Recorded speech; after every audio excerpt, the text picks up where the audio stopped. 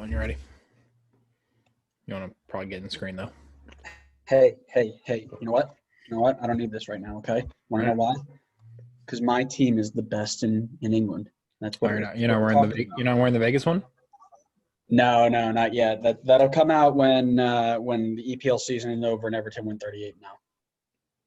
Okay. Yeah, because I'm wearing it until we lose, and we're never going to lose, so it is what it is. And welcome, everybody, to another episode of the Designated Players Podcast. That's right. We are on episode 34. Man, we just keep plugging along. In one of the weirdest seasons ever, these episodes are getting more and more interesting. We've gotten away from just breaking down games and talking about, who to look for, and all that stuff is gone. And we're now kind of breaking down teams and styles of play, and it's all just a big mess. And Everton are top of EPL, so another just crazy 2020 fact. But this is not an EPL show. This is an MLS show. And we're going to get right into it. We got some really cool things to talk about. We're going to talk about San Jose's revival, going from conceding 13 goals in 2 games, replacing the goalkeeper, and going and picking up 2 wins in LA. We're going to talk about the conversation of Zach Steffen versus Matt Turner. Somebody brought this up on Twitter. Was it Doyle? Did Doyle bring this up on Twitter last? Doyle was completely out of pocket and brought this up on Twitter over the weekend, and Adam's going to break it down because apparently he's got some arguments on both sides, which is ridiculous, but we'll have that conversation. We're going to talk about who's the best team in the East, because we can sit here and say Columbus are top of the table, whatever, but there are like 3 or 4 teams that genuinely just look really good and just don't get talked about enough because they're not Columbus. We're going to give a quick weekly roundup about some of the things I just saw. We're going to talk about DC United, which just makes me happy. Benny Ball, we miss you. We love you. We'll just break down a weekly roundup of some of the things that's going on in the world of MLS football. And we're going to talk a little bit about fantasy, and that'll do it. But before we do all of that, as always, scarf or jersey of the week. Adam, you don't have a scarf, so I have to assume you got a jersey in the background. I do. On the background. It's right here. So in honor of Montreal's best ever player not named Dominic Oduro, because, hey, man, any man who has a slice of pizza shaved in the side of his head is forever a legend. It is none other than the Ivorian, Didier Drogba. So in honor of him, I've got my Ivory Coast kit. Much like the Togo one, you can see pretty clearly the elephant on the sleeve. Yeah. So just a little bit of homage to him. Yeah. You know what? I'll break it out. I'm rocking this scarf as always, as I mentioned every episode. As long as everyone keep winning, we're gonna break out. We're gonna keep the.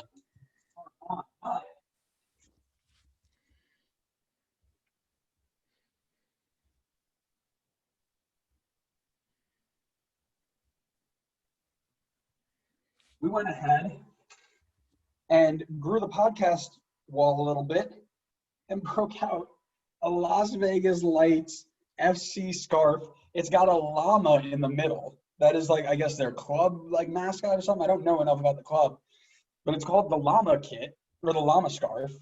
And this is in honor of our good buddy Quincy Amarikwa coming on here, and he told us he got Bakersfield Alliance. Bakersfield Alliance doesn't exist in scarf world, but he is now recently signed with LFC. So that's for you, Quincy. I'll wear that at some point after Everton. Will Everton ever lose another game? Probably not, right? So I guess I'm wearing this forever. Sure. Oh, great. Okay. Oh man, we love a good bit of toffee. What do you got? You wanna add anything? You wanna move on? Where do you want to start? Let's start with the no longer dumpster fire San Jose. All right, well, let's hold on there. Right. We're not going to go that far. We're going to go ahead and say they are on an uptick for now. Okay. But I've been saying it since day one of MLS. Daniel Vega is not the goalkeeping answer in San Jose. We've talked and talked and talked and tweeted and tweeted and tweeted. And Almeida finally heard us, I guess, and understood that this guy is not that good. Now, we'll break into it a little bit here, but let's just start by looking at the record, because it isn't just him. We know that, and we'll break it down to why. But just looking records with and without him. In the year 2020, non-MLS is back tournament, San Jose is 2 wins, 6 ties, 5 losses. Or is it? Yeah, I think it's either 2 wins, 6 losses, 5 ties, or the other way around. Let's count it up real quick. 1, 2, 3, 4. No, I just can't count. So San Jose are, yeah. 1, 2, 3, 4, 5, 6. That's supposed to be a 4. They are 2 wins, 6 losses, and 4 draws. That is the record we're looking at here. With Daniel Vega in goal, they are 0 wins, 3 draws, and 6 losses. With the savior, which is kind of a joke, and we'll talk about why in a minute, but JT Marcinkowski, the savior of San Jose, he is 2 wins, 0 losses, and a draw. And those 2 wins came against both LA teams, which have had San Jose's number for a while. So really impressive performances. And they got a point off of Portland, which is another team that usually just knocks them around. So is JT Marcinkowski the answer? Before we go to that, let's look at the goals against.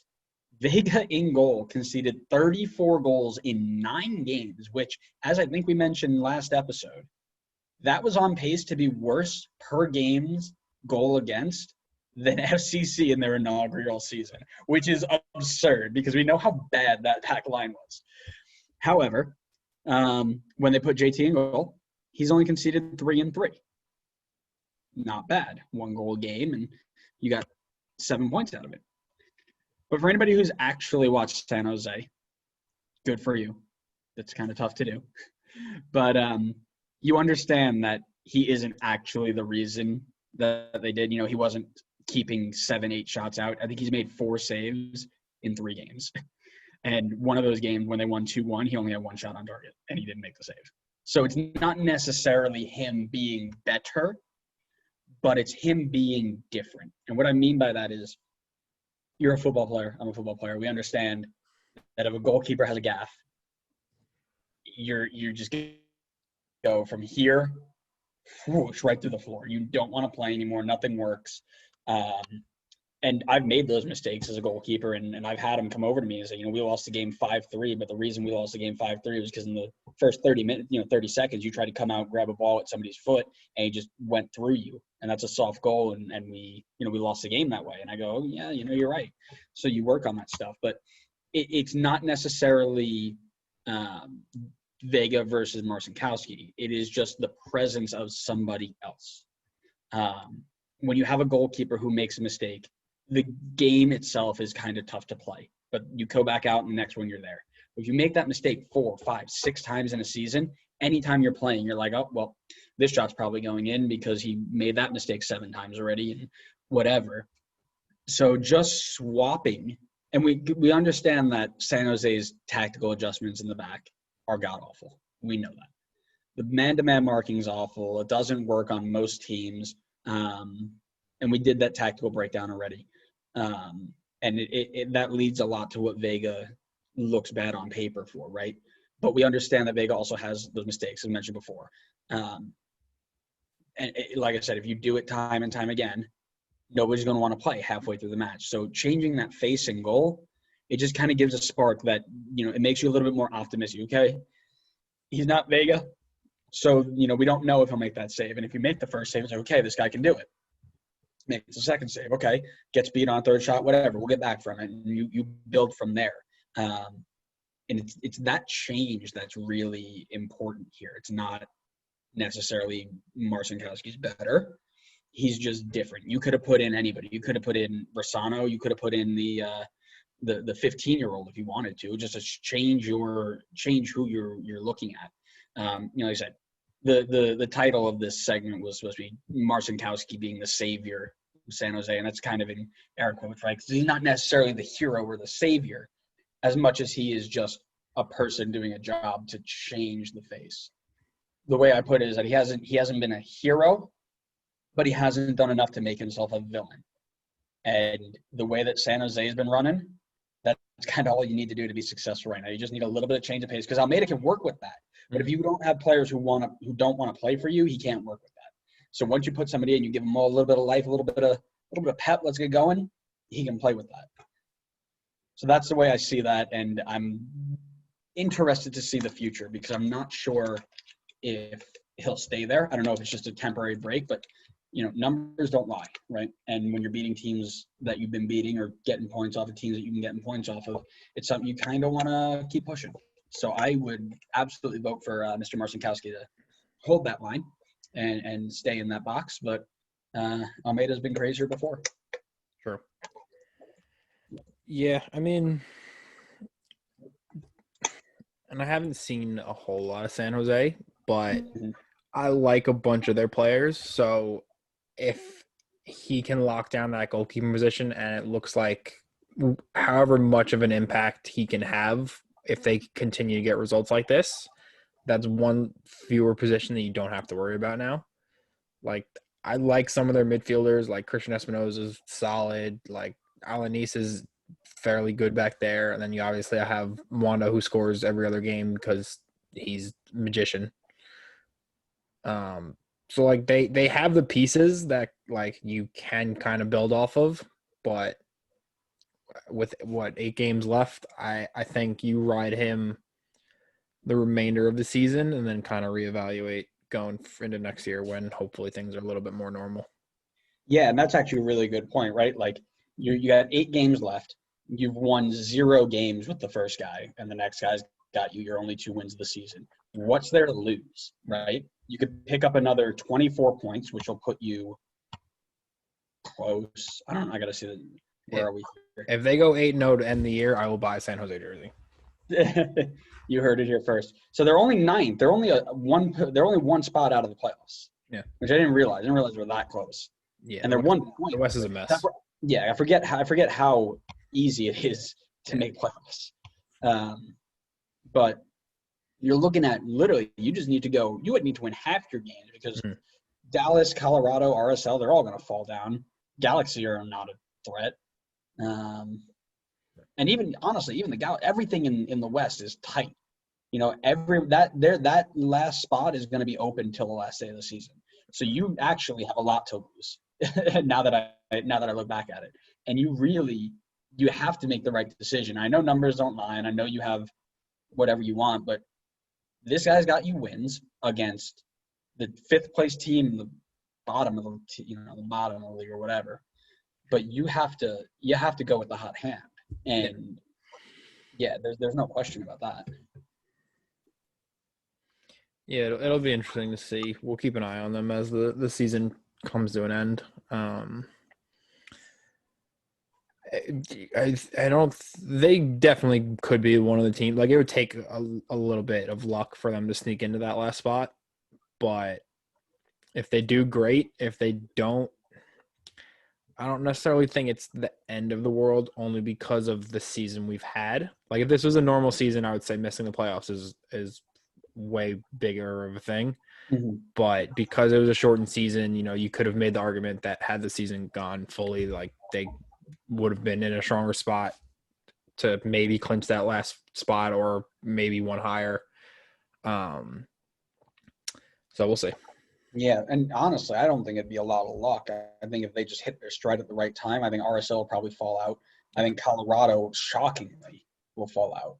Yeah. FC Dallas has never been impressive to me. I still don't understand. FC Dallas is literally the team that you can ask me at any point how they're doing in the league, and I will not know. I genuinely will never know if they're doing well or not. They could be top of the table, which they've been before. They could be bottom of the league, which they've been before. I could not tell you where they were. Yeah, and this is not to get off on a tangent, but FC Dallas is one of those teams I think that people around the league look at and want them to do well because of their model. So they do pretty much everything the way you would kind of want to build a team. Like, their academy is arguably the best in the league. Like their first team is made up of pretty much, almost exclusively homegrown talent, and with a few bits and pieces there. Like you kind of want to be that team. So I think that's why they get a little bit, not necessarily like hype, but I think it's why people kind of put them on a little bit higher of a pedestal than consider like a Galaxy or whatever. Right. And I think genuinely FC Dallas is one of those teams that unless you're like their rival, like Houston or whatever, nobody hates FC Dallas. Nobody looks at it and is like, yeah, I can't wait to see FC Dallas. They're not the Galaxy. They're not LAFC. They're not the Sounders. Right. Nobody looks at them and is like, oh man, I hope they're Dallas, Yeah, we won't go too far in a tangent. Maybe we'll talk about Dallas, most forgettable teams next week. I don't know. Yeah. But no, like I said, I think it's really really interesting that way that they make one change and it automatically just sparks. That's all you need sometimes. Yeah, it is. It's all you need this time. And I wonder, like I said, if I'm Almeida, I keep him and I let him ride. But we shall see. Shall we move on to the conversation regarding Mr. Steffen versus Mr. Turner and others? Yeah, so like Andrew mentioned before, we saw this. I don't know. I don't even think you want to call it a debate topic, talking point, whatever you want to call it, of who should be the national team goalie. Obviously the Gold Cup groups just came out, so U.S. men's national team talk is starting to pick up a little, trying to figure out who's on form, who's injured. We're going to still continue to petition for Ayo Akinola to play for the national team. That's never going to go away until, he officially commits to Canada, and even it might still not go away. But we saw the argument that Matt Turner should, at the very least, be challenging Zach Steffen for that number one spot, for that starting spot, which I understand. I understand the argument and where it comes from. You have Matt Turner doing pretty well with New England, which I didn't think I would ever say because New England is just a team that exists for me. But he's I can't deny, I can't fault him. They've been solid the last couple of games this season. Whereas Zach Steffen, yes, made his debut for City the other day, or a week or so ago now, but for the most part is only going to feature, barring a horrific injury to Ederson, only once in a while. Like if they get knocked out of the EFL Cup and FA Cup, like he's probably not going to see the field super often, which I think hurts his form. Like you obviously want to keep her playing week in, week out, gain a little bit of momentum, get your match fitness going. In terms of talent, I understand like Zach Steffen is a better goalie. Like there's a reason City didn't sign Matt Turner. Like it's just the way it is. So pure talent, you have to go with Steffen, but on form right now, it's kind of hard to go against Matt Turner. I mean, the Revs have played in their last 6 games. They've conceded 4 goals, and 2 of them were to Philly. That's fairly solid. Like they've played, I think, the Red Bulls, Miami. Like they've, FCC. I think scored one of them. Very good. Yeah, he's been he has made saves. And I'm not saying that he doesn't deserve to be. I know he was on the roster last round. And I'm not saying he doesn't deserve to not be on the roster, but you can't take Zach Steffen, who has been the number one for however many weeks or years now, and just say right. Just so I don't even think he's been officially. I think he's been at camp, but I don't think he's made his debut for the team yet. At least from what I'd seen. For Matt Turner. No. Oh, the roster. Yeah. Okay, no, Zach Steffen played. He did. He definitely did. Yeah, okay. I was gonna say Matt Turner hasn't gotten a call up yet. He has gotten a call up. I don't think so. I looked at the U.S. roster just as soon as I saw this talking point. Okay. He has a call up. I don't know if he has a appearance. I don't believe so. And that's what I'm looking for because he was called up. Yeah, I don't think he has an appearance, but he's on. If you go to USMNT right now and look at their roster, he is one of the 3 goalkeepers with Hamid and Johnson. Now, that was January. not January Right. camp. That was like September camp or whatever. So camp is different at least for me, than an actual roster. Like we've had some weird people get called up to camp and never make the team again. Like Julian Green was at camp a bunch of times and doesn't exist anymore. So I'm talking about like an actual appearance for the national team. Matt Turner has not featured in a game. Yeah. Granted, he's only 26, so obviously plenty of time to get more caps under his belt, get some actual meaningful minutes for the national team, whether that's a Gold Cup, whether that's an international friendly, assuming those are coming up still and the world is not ending. But I can't think of an example of someone who's never gotten an official call-up getting their first call-up and people claiming he should be the number one. Like, I don't, usually you get called up. There's a clear number one. You get called up as the number two or number three. For whatever reason, something happens to the number one, and like that person gets game time, and then people see, oh, this guy is fully competent, and should we ever need, like, he can be fighting for that number one spot. So I think that's kind of the more normal approach for Matt Turner. Like, he gets the call up to camp, again, shows what he can do on form. Like, he realistically should be able to at least make a case for himself as to why he should get game time. Yeah, no, like I said, I think what you do is you put Stefan in against Canada. He's your best shot. Martinique or whoever that third team is, I know it's still a prelim, throw him in against there, especially if we already have something clinched. Go ahead, Matt. Go have a run out. Go have some fun. Yeah. Because it's not like you're putting him in and he's going to hurt us. Because he is good. I think Zach Turner's better.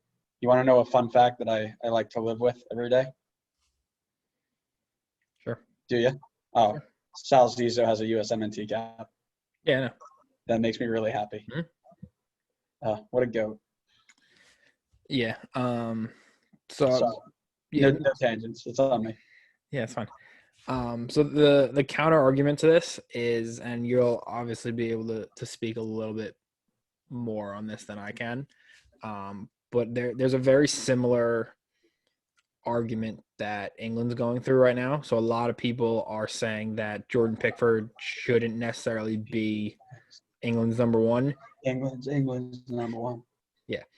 So, but Jordan Pickford's kind of the opposite to this. So he's very good with England, but is in mistake prone with Everton. I'm not saying he's not good for Everton, but you always feel like there's that mistake waiting to happen. Oh yeah, tell me about it. Right. So a lot of England fans now say, maybe someone like a Nick Pope from Burnley, or I'm sure there are others, could make a case to play for England. So players who are doing really well with their club and don't necessarily have that mistake waiting to happen should be arguably the number one for England, because they show week in, week out that, like, they can catch a ball cleanly. Whereas Jordan Pickford throws on the Everton kit and sometimes forgets how to catch a ball, throws on an England kit, and is suddenly like, oh, I am actually good at this game. So I just wanna remind you, 4-0. We don't do this. Actually, technically, we're 7-0. So yeah. So we're really good, and it doesn't matter what Jordan forgets to do. Sorry, you're getting me upset now. So no, that's fine. So how? And obviously, I haven't seen as much Everton as you have. How much of that is your offense just being ridiculous right now this season versus, like, as good as your defense is, like, I like Leighton Baines, I like Seamus Coleman. Try again. Leighton Baines is not playing. You know what I mean? But like Luca Digne and Digne, go. That's what I mean. But like, how much of that is your defense being as solid as your offense, or is it just like your offense is being lights out right now? So against Spurs, he was lights out. He was so good. Okay. Other than that, again, we haven't played the best competition, so he's been not as tested. But even in the games that he hasn't really been tested in, right? You're looking at, he had a clean sheet against Spurs. He gave up 2 goals against West Brom, who were down a man. Yeah. And one of them came when we were playing 9v or 11v10. Mm-hmm. Gave up a goal against Palace, which is a good goal, and then 2 goals against Brighton, where one was a screamer and the other one wasn't bad either. So it's not like the goals he's letting in are like the goals he let in last year. That's not happening. Mm-hmm. I don't think he played. Did he play against Fleetwood Town? Yeah, he did. He conceded 2 against Fleetwood Town. He shut out Salford. Did he play against Salford City? No, he didn't play against Salford City. Salford City, we shut him out. And then against West Ham, I think he played. And Dominic Calvert-Lewin had himself another day. He might just be the best striker in the world. Anyways, yeah, no. So when you look at the way he's been playing, he had a very, very good day against Spurs, but he isn't. The back line is kind of leaving him open because we're doing a lot of attacking, right? It's very much a lot of 1v1 attacking, and they're scoring some screamers from far out, and quality stuff. But he's better than he was last year, and that's what I'll say is last year, anytime a ball went in the air, you're like, oh, is he gonna mess this one up again? And he would. But recently he's been solid. His decision making is better. It's his execution on his decision. So if he's gonna come punch a ball, it's the right decision to punch it, but the punch isn't good enough. You know what I mean? Like it's going 7-8 yards instead of 20 yards. All right. So yeah. Like I said, I think the way that we're playing, he's probably held his own as a starter. But last year, I definitely understand that conversation. But to further that, if we're comparing the way the USMNT are doing it and the way we're doing it, or the way that England are doing it, both of their players play in the Premier League, right? True. And they're both starters in the Prem. They're both starters in the Prem. Mm. You're talking about a guy who starts against Brian White versus a guy who is going to get backup time and play against some of the, better attacking talent in the world. Yeah, I'm not going to say the world because he does play in the lower. But when you're playing like, West Ham or something like that, when you're okay, when you're in the cup, you're in the cup, you're playing against those types, and that's better than going up against there. So when you go into national team play, you could probably get away with it in the Gold Cup because you're playing teams like Martinique or Guadeloupe or whatever. But when you go on to the World Cup stage, World Cup qualifying, and go into the big tournaments, it's like that's not something we can really afford, right? Yeah. And part of the rest of that argument is because of the team Zach Steffen's on, like you're on Pep Guardiola's Man City team. Granted, they're in like 14th place right now and things aren't going so well, but just the environment and the win, like you have to come in every day and fight for everything. Like there is no half-assing a training session or a game or anything you do there. So that kind of like big, I'm going to censor myself, but big mentality, to, bringing that into the national team camp, like is huge. Not to say the Revs don't have that, but like, levels between the Revolution and Man City are kind of massive. Yeah, well, that's my exact point, right? Like, I get that there's a gap, but it's like saying, you've got somebody playing in the Haitian division or a Haitian goalkeeper who's playing in as a backup in the second division of France, right? Like, which one are you going to go with? Yeah. Just to bring it back. So the other argument and the main talking points that I see a lot of people discussing were Zach Steffen or Matt Turner. Sean Johnson deserves to be in this conversation, though. Like, I'm not saying to start as a three. Yeah, he should be he should be a set name in this team. I think. I'm not saying he gets game time. I'm definitely not saying that. But if you're gonna make the argument for Matt Turner because of the form he's on right now, Sean Johnson's conceded 4 goals in the last 7 games. Like, New York's playing well. I don't know how that's not necessarily entirely due to them to who's in goal for them, but he's been doing well enough that, he at least deserves to be in the conversation.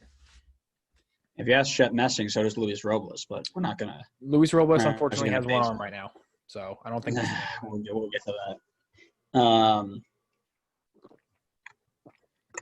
So the other one that I'm thinking, if we're going to just talk about form, right? Like Quentin Westberg, Toronto. Why not? I'm down. Or if we go into the West, right? Stephen Fry for Seattle. Where's Stephen Fry been? He won how many MLS Cups and how many, how many times he's been top of the league? And he's Steve Clark. Same thing with Portland. Where's he been? Tim Melia. Like, if we're going to talk about performances in the league and people being all right, Stephen Fry's given up 13 goals in 14 games. And Seattle just run rampant. And nobody even bats an eye. But if we're going to talk about Matt Turner with sixth place New England because he's got 12 goals against in 15 games, the energy needs to be the same. You know what I mean? Like Quinn Westberg is probably a good shout because I don't know if you saw that double save he made the other day, but it was I love Quinn Westberg as a goalkeeper. Yeah. Oh, yeah. I think he's fantastic. He's very athletic. He's smart. He understands how to play the position. But, again, if we're going to start talking about people who deserve to be in the conversation, every one of those goalkeepers deserves to be in there instead of Ethan Horvath, who's playing in the third division. Right. Yeah, I don't even know where he's playing. Ethan Horvath is still at Bruges. Is he starting at Bruges? I've heard he started and didn't start. Or Jonathan Klinsmann, who's backing up not Brian Rowe. David Bingham. David Bingham. Yeah. David Bingham. Yeah.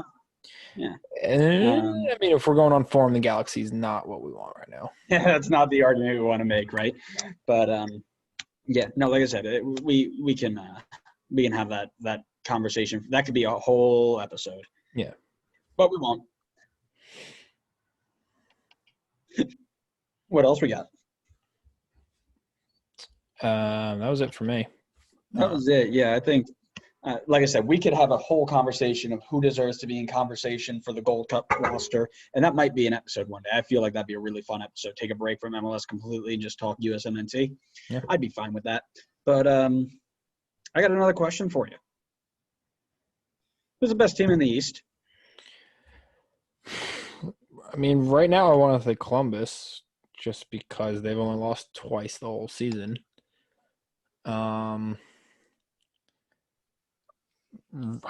It's tough. Like right now, I'd probably say Toronto. If given the choice, as much as we've hyped up Columbus right now, like and over the last 2, 3, 4 months, because I mean they are that good.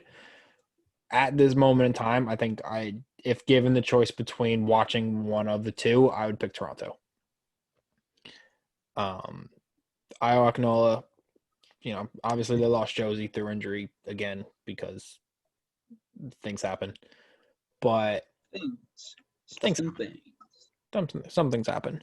But Iowa Akinola slots right in. Like, they have enough talent up top that one injury is not going to destroy them.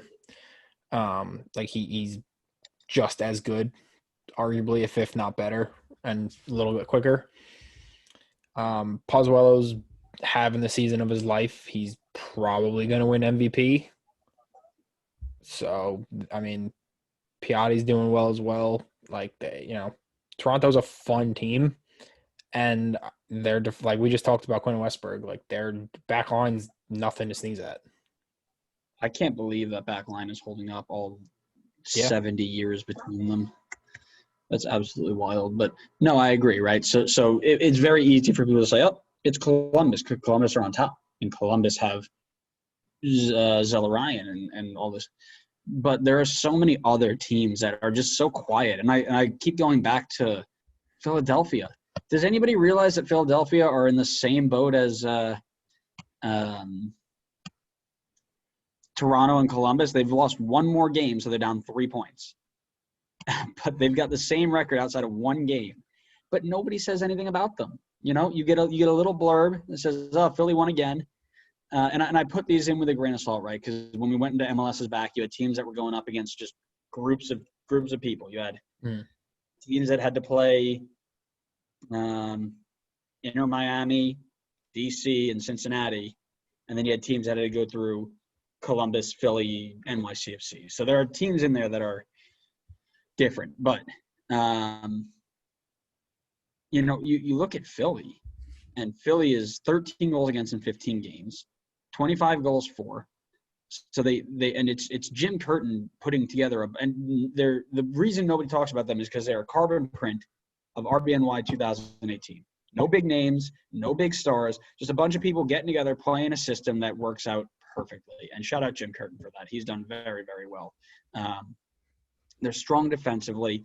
Andre Blake's really just one of the best goalkeepers in the league. They can build out from the back. They've got really young talent in the back that's really good. In McKenzie and Jack Elliott. Your midfield system, Brendan Aronson is on his way out, as we'll speak about later. But, that attacking system going forward is so good. Sergio Santos, which I said at the beginning of the season, we'll go back and we could clip it if you really need to. I said he was going to have a good year this year. I said this was his year to go. And he's gone out and come out of nowhere and been really, really good for him. But again, nobody knows. Like, I was just thinking off the top of my head, I had a few of them, but I can't pick out other players that have been really good because I don't know anybody on Philly, because it's the same thing as RBNY. Nobody knew who half of those players were because they're just a bunch of kids, right? So shout out Jim Curtin for putting those together, but they just know how to get results, and Philly are quietly really good. Again, this is like the third year in a row they've done this, where they're just like, yeah, don't worry about us. We'll just keep winning and we'll see in the playoffs. It's just wild. And as much as we hate to say it, Orlando City have also only lost 2 games this year, which is awful because we now have to give them props. And they ripped apart RBNY. They didn't rip us apart, but they came out to an early lead, went up 2-0. RBNY went and got one back through flow, and then they got one at the break, which was just a nice counterattack when we were pressing, and I won't harp on it, but we talk about it all the time. Perea has done such a great job putting this team together and making them play. You look at them last year, and it was kick the ball up the line, find Nani, and hope Nani can do something. And if he can't, well, damn, guess we're stuck. He's got them interchanging, laying off. Pereira has been such a good addition. Mueller has come out and been unreal. DK, Nani, of course. And then you've got other players that kind of cycle in there. And even without Dom Dwyer, who's hurt, and without Peshwa Akindele, who's not starting every game, this team is 28 goals in 15 games. I think it took them like all season to hit 28 goals last year. It was ridiculous. And 16 goals against as well. Galese has been fantastic. Yeah. Antonio Carlos and Janssen have been great. Ruan's been one of the best right backs in the league. He's just got him playing. It is heartbreaking to say this, but you can't turn your eye against Orlando City. Now, if I had to pick a team, I think I'd have to agree with you and say TFC are probably the best team in the East right now. Just for Pozuelo and Piatti working together in that midfield is disgusting. Yeah. And, Michael Bradley's not even playing. He's hurt. So you got Osorio and Delgado and that back line. And, oh, God, that back line. But, no, it's just that TFC going forward is so good, and they're finding a way to hold them down. I think Osorio's been a rock. He had to have been, right? So I'd have to say that TFC are the best team in the East right now, but it's not a blowaway. It's not kind of in the West where it's close. In the West, it's close up and down, like top to bottom. Every spot is there, but Seattle are head above heels, no question, the best team in the league. Yep. In the East, you've got 4 teams right now that are within a shouting distance of that top spot, and yet 2 teams tied for it. And I think with Columbus losing Zelarayan for X amount of time, I know he went down last week with a bit of an injury. Yep. You're now looking at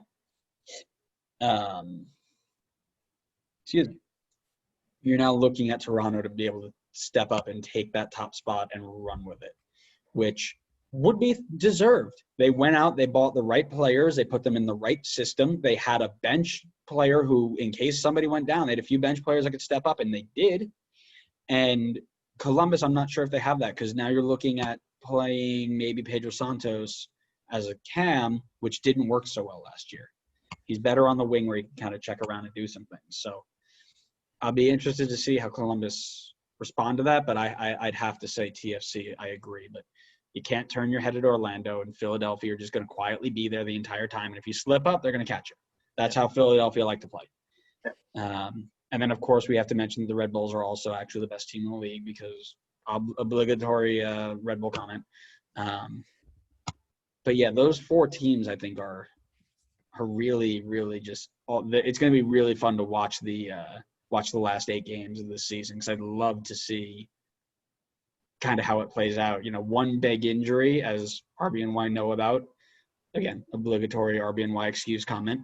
You get one big injury and you fall out, and you could end up being an away team in the playoffs, or even not make the playoffs if you're closer to 4 or 5, right? So you need to keep pushing these last 8 games, and it'll be really interesting, this top 4 battle. I think NYC has fallen off a little bit. They're playing better, but Matriz is now out. Hebert is out for the year. You know, their attacking lineup's gutted. So I wouldn't be shocked to see them finish 9 or 10 simply because they have nobody else to play. You're going to see Gary Mackay-Steven get a lot more time. I wouldn't be shocked to see Atlanta's drop out and Cincinnati or Chicago jump in. Montreal is probably going to be okay. I'd love to see Nashville stay in there. And as we'll talk about in a little bit, we continue to love Benny Ball. And Benny Ball will never die because DC United stay at the bottom. DC but yeah, so playoffs. Yeah, no. I hope not. I hope that they don't make the playoffs and he gets a 5-year extension. That'd make me happy. It's like, okay, Ben, we're going to give you 10, but you finished dead last, so here's only 5. But yeah, no, I think it has to be. TFC is probably top of the East right now in terms of just right at this very moment, players and the way that they've been playing. But keep an eye out for Philly, man. I'm going to say Orlando's probably going to be good, and they'll stay up there in that top 3. But, man, Philly's going to be one of those teams that you're just going to sit there. And if any team loses points, they're just going to jump you till they're sitting in the top. Yeah, I agree. I think Philly are a better version of FC Dallas, if that makes sense. So they're the same kind of like where we have a good crop of homegrown players right now that are doing really well. So Brandon Aronson until he leaves. Mark McKenzie's arguably one of the best defenders in the league this year. Like that, their young kids are balling out, and then you have the guys like Shavilko and whoever around them that are just making the system work. I think Orlando's as good as they've been this season. I think they're maybe one player away from like that next level up where they can start competing with a TFC or a Columbus. Like if Chris Mueller gets hurt right now, that's their entire midfield and creativity is pretty gone. Interesting. I think they have a little bit more. I'm going to stop you right there because I just got a tweet from Connor, our good buddy Connor, who's still not here, still getting adjusted. He said he told me he wanted to come back, by the way, so he doesn't know when, but he's looking at it. Yeah.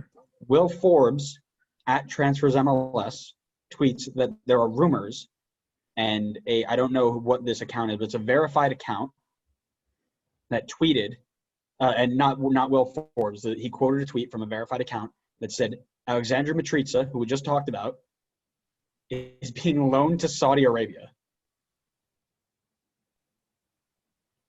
And there's a whole video like welcoming him to Jeddah, and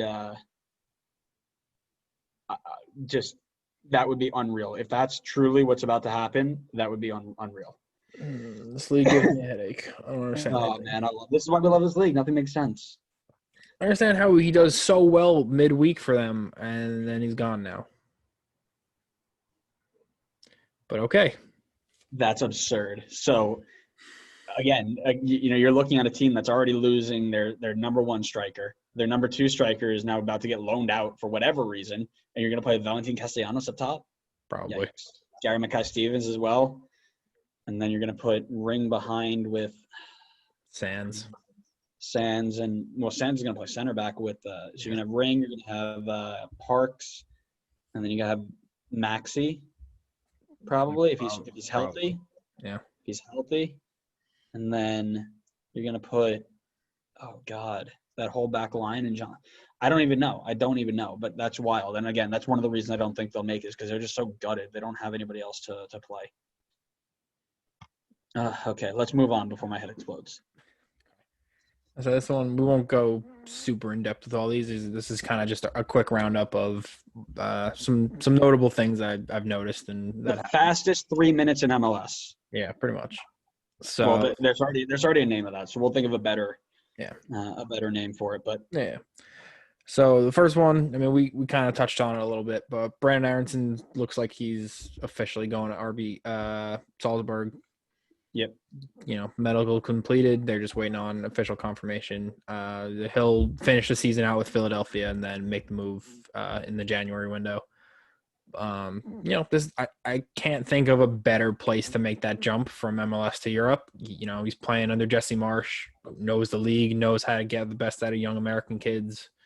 It's a team where you're kind of expected to win the Austrian league every year. So, you know, that high level demand will be good for him. And, you know, I wish him all the best.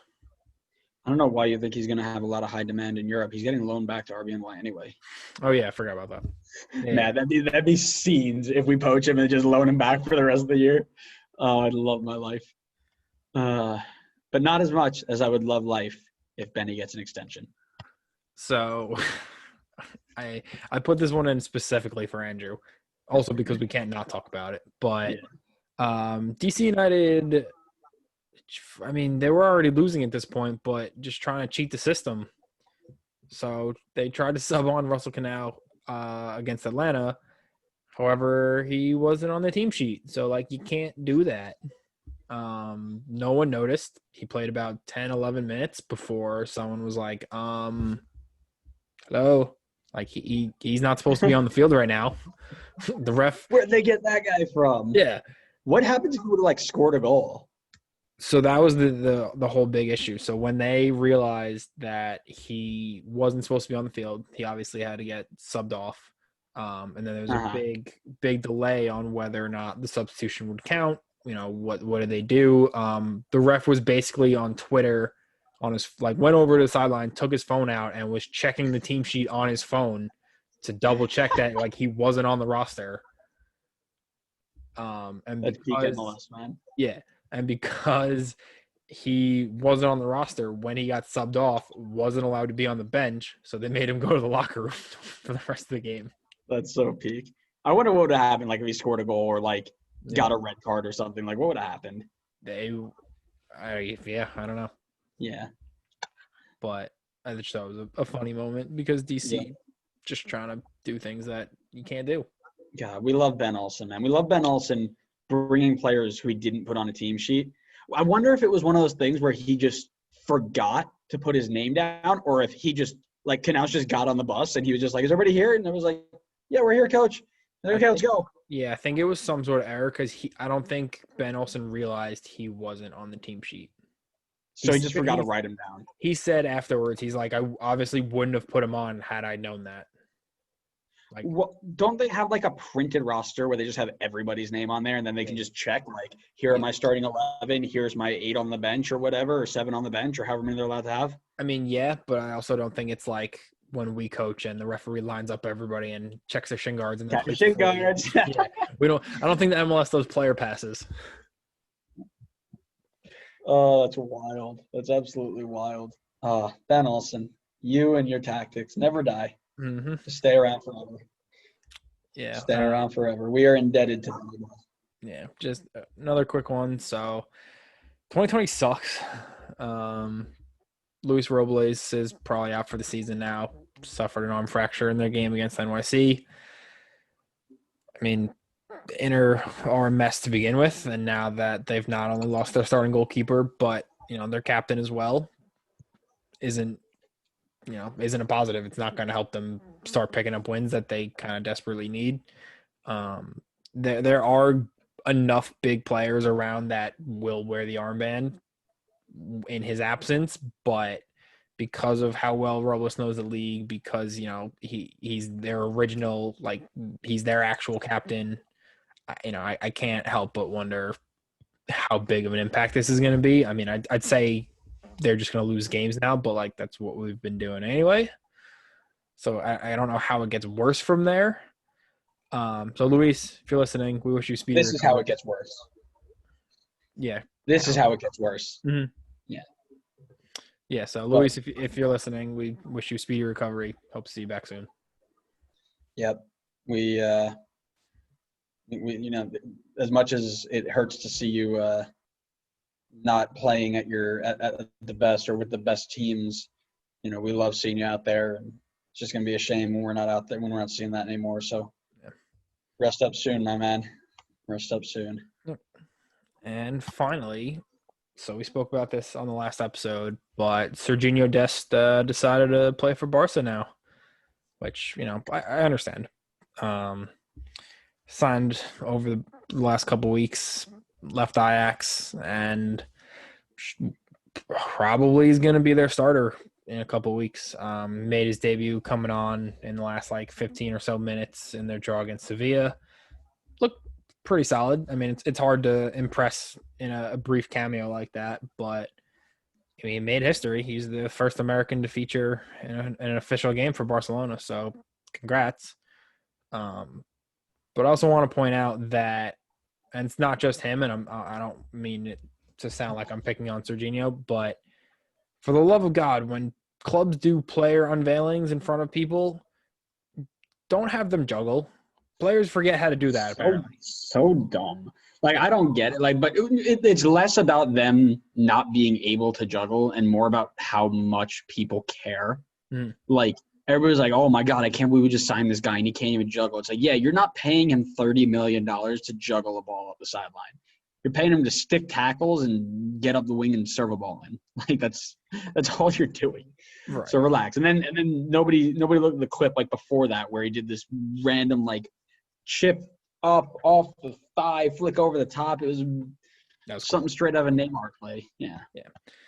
Yeah, I mean, it's not like he's not the first one. He won't be the last one to be unveiled, walk onto the new camp pitch and pretend to juggle and take 17 attempts to get 3 juggles in. Yeah. I remember when Ousmane Dembele came, he was terrible, and there were actually people watching him. I mean, I don't know how many people were in the stadium when Dest was doing it, but it happens. And stop.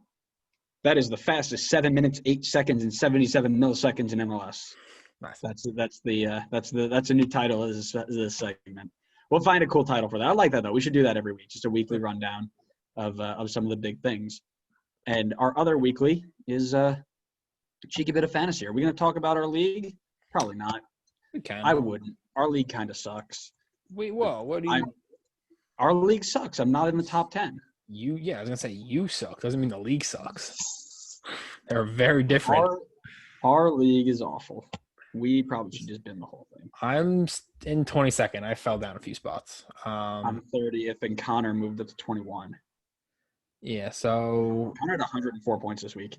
He was very close to being the top. He was second. Yeah, he was second. Yep. So top score of the week with 111 points. As always. Mr. Ryan Anderson. Again. All he does. Yep. So he's sitting top of the league with 823 points overall. So well done. Connor had a really good day. Man, look at that. I finished with 76 points. Not super well, but not terrible. Yeah, I finished 75. Jabilko kind of let me down, and Ali Adnan let me down, and Leerdam let me down, and David Jensen let me down. I thought he would have had a better day. Yeah, I texted Andrew before the DC game and told him if the play I'm about to make works, I am a genius. It did not work. Jordi Reyna did not do much for DC because he was a cheap switch in because Julian Gressel did not start the game, who I had in originally. I tried the swap in, so I had Jensen in the switcheroo, which did not work. I actually lost a point on that switcheroo because I left Stephen Fry in. Yep. That's unfortunate, but I did have Matrita as a midfielder who did well. Jordan Morris was my captain, and I did have Daryl DK on the bench. So not too bad. Not a good week, but not awful. You know, I kept pace with everybody. Yeah, Mueller, Molino, and Zardes all got me 6. Rossi was my captain, and then Tinnerholm was my other big scorer with Piatti. And then Pedro Santos off the bench. And I had Antonio Carlos. I put him on the bench because he didn't start against RBNY.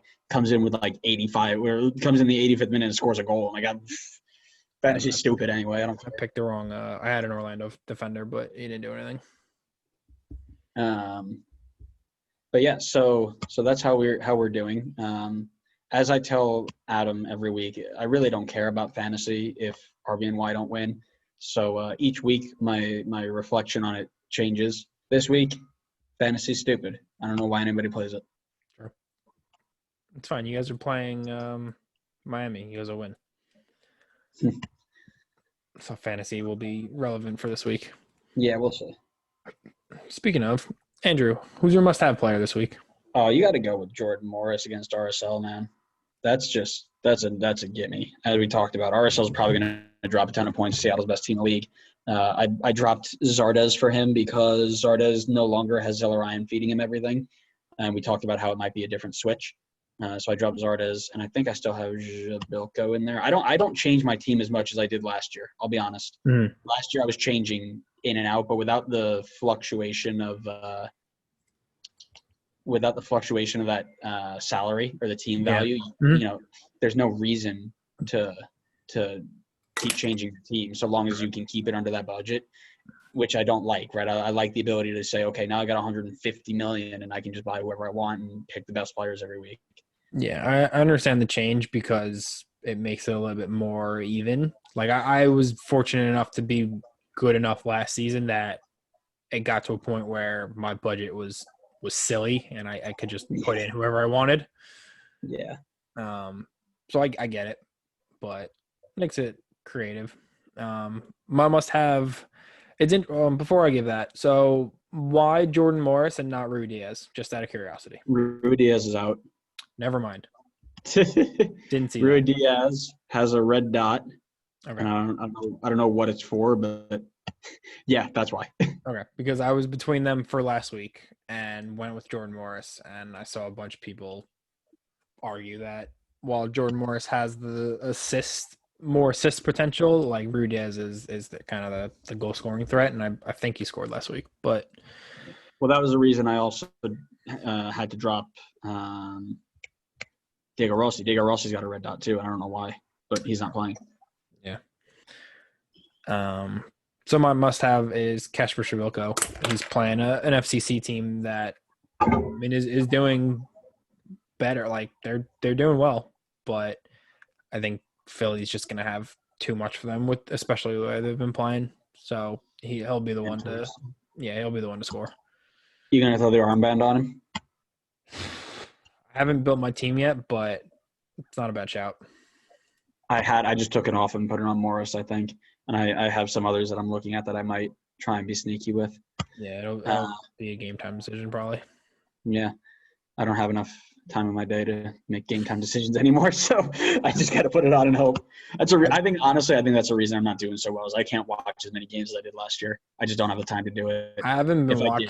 Yeah, I haven't been watching. I just check rosters or lineups as soon as they come out, and then I'll kind of see if my guys are playing and if I can find any sneaky like switcheroos or value picks before I.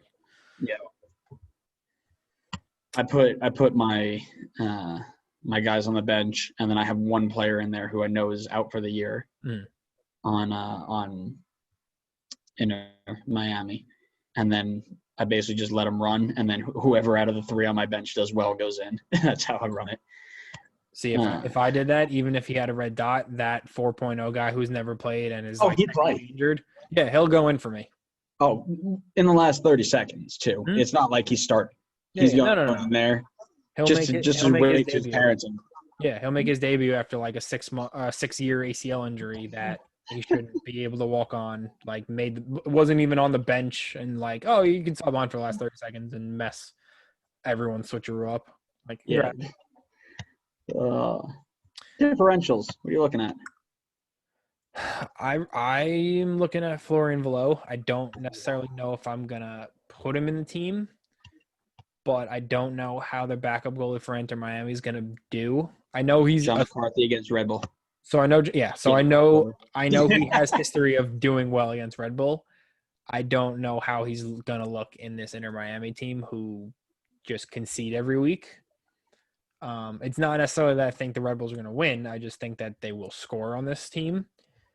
And I can't I genuinely just can't put a Red Bull striker in my team. Like I can't force myself to do it. I refuse. I will never put a Red Bull striker in my team. Yeah. Not until they sign somebody who's legitimate. Right. So if you're gonna put a Red Bull and hope that they score, it's Velo's probably your best shot other than Kyle Duncan, who's a right back. So my differential was a toss up between Duncan and the guy I picked. So that's funny. Because Duncan's cheap because they keep giving up goals, but he's a good attacking player. So as long as they don't rotate him like they always do. That's it. That's the thing. I would have picked Duncan if I didn't like Miami will score. This will not be a 0-0 game, and this will not have a shutout. Like both teams will score in this game. Yeah. So my actual differential is Kai Kamara. Kai Kamara is 6'6". Yeah. And for Minnesota, we already know that he's on PKs, and they play Nashville. And Nashville's been better in the last playoff spot right now. But sorry, my dog just did something silly. When you're playing in that new team, I think he'll be really successful in that system. So he might be a cheeky switcheroo option for me. But that's just me. So I was looking because I had Kai Kamara on last week on my team. He is 16 goals away from being second place in league history for scoring. Right? How crazy is that? Unbelievable. Like he's on 130 goals in his career for MLS. Donovan's in second with 146. And I assume he's going to play next year as well. Yeah. Yeah. So like he will be the second overall player, like scorer in this league, which is unreal. I am trying to find. Oh, yeah, that could be a cool. We'll do that as another episode. Connor gave us a shout. He's like, I know I can't be there, but I have an idea for an episode. And I thought it could be a question of the week, but it's definitely more of an episode. So I want to think of a question of the week. We haven't done that in a little bit. No. I could bring up the one that we talked about earlier in the month. How, if at all, I don't know if you do you deal with Euro snobs in your life? And by that I mean somebody who comes up and says, I can't believe you watch MLS. This thing is garbage. Why would you watch something like this? Do you go through that at all? Maybe that's the question. Do you go through that at all? Is that something that you experience much? I don't.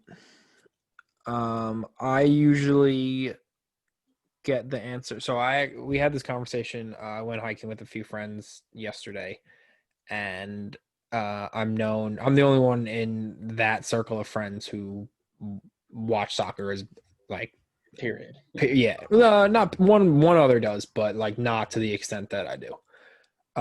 So they weren't necessarily asking me about MLS, but they were asking me about the women's league, the NWSL, and why so many of our national team stars are now playing for United and City and European teams. Mm-hmm. So I think there's more of an interest for people who don't watch, period, to see, okay, why are our women's team or our women's players who everyone in this country knows, like, they win every single game they've played for the last 6 years or whatever, like some are still like silly. Why are they now not staying in this country to play week in, week out and going to Europe versus the MLS, which is a bigger league, but I don't think people who don't watch soccer and only watch the national team when a World Cup is on, I don't think they necessarily care about our men's team. So I don't necessarily deal with people asking me about MLS. It's more the women's side of the game. Interesting. Very cool. Yeah, no, just something that it came up a couple of weeks ago, and it's something where I've just come to start ignoring them because it's less of a I want to have a conversation about it and more of a I just want to try and see if I can do like a gotcha moment and make you seem silly, and it's just a waste of time. But just out of curiosity, there, I think what I really think one day we should do is get one of those on because I've got a few of them that I can kind of call up and say, hey, come on, let's have a chat and see if we can prepare. You know, we can have somebody be a moderator and kind of just sit down and have a chat. Ideas for future episodes, but I don't know if you got anything else, but nope. All right. Well, thank you everybody for making it this far and listening to episode 34 of the Designated Players Podcast. We are creeping ever closer to the 50 milestone, aren't we? My goodness. Yeah. Oh man, we just keep going and going. I mean, we'll probably have to take a break after the season, but we're just gonna start right back up. Yeah, we'll try to schedule some interviews and see who comes on. Yeah, and just do some other stuff. Yeah, interesting. All right, but anyways, thanks for making it this far, guys. I hope you enjoyed. If you did, we still haven't gotten a tweet from anybody, so let's see if tweet us #Dest for Serginho, and we'll know you made it this far. You know you made it to the end. Make sure you're following us on all of our social medias. Facebook, Twitter, Instagram, YouTube, all the good ones. Go ahead and make sure you subscribe wherever you get your podcasts because that's how you know we're going live. Go on over to feedsport.com, by the way. I hit follow on our page over there, and you get an email every week when we go live. Go follow over there. Go on over to Feedsport. Go hit a follow button and go get emails for when we go live. That'd be really cool. That'd help us a lot. But other than that, I don't know if you got anything. I don't have anything. But yeah, I guess that's it then. Thanks a lot for making it this far, guys, and make sure you share with your friends and go check us out on all our social medias. This was another episode of the Designated Players Podcast, and we'll see you on the next one. See ya.